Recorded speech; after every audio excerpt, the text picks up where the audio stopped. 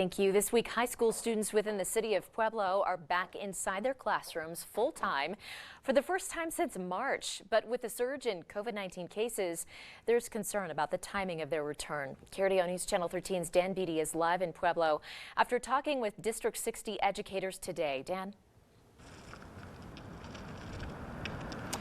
Heather, it was just this week city and county leaders publicly addressed a concerning rise in the number of COVID-19 cases within Pueblo County. A District 60 assistant superintendent tells me she met with those city and county leaders just yesterday to plan for what could potentially be happening next. How much better is this than the Zoom calls? Oh, it's so much better.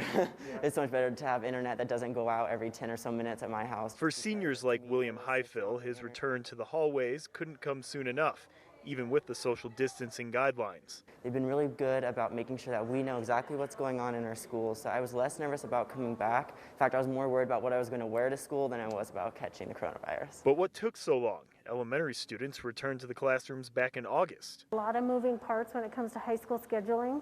Part of ensuring safety of our students and safety for our staff was taking the time that we needed to make sure that we were prepared. But just as soon as the high schools reopen, the threat of closing again could be a possibility. COVID-19 case numbers in Pueblo County are on the rise. On Tuesday, local city and health officials called on the public's help in lowering case numbers by the end of the month or face possible restrictions. What does that mean for us? That means that businesses would be at 25% capacity. Our variances would go away.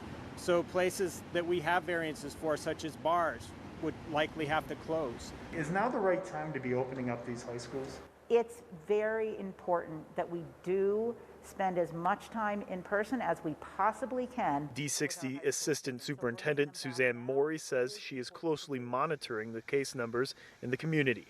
The behaviors and actions in the community do impact our ability to provide in-person instruction. So we are monitoring that as closely as our community is. To be clear, the students didn't return to the high schools full-time. They're in a hybrid platform. That assistant superintendent that I spoke with tells me teachers and administrators are doing their best to get students to follow those social distancing and COVID-19 guidelines. I'm told here at Pueblo South High School, their new mantra, 2 feet is not 6 feet. Reporting live in Pueblo, Dan Beatty, KRDO News Channel 13. Well, another story.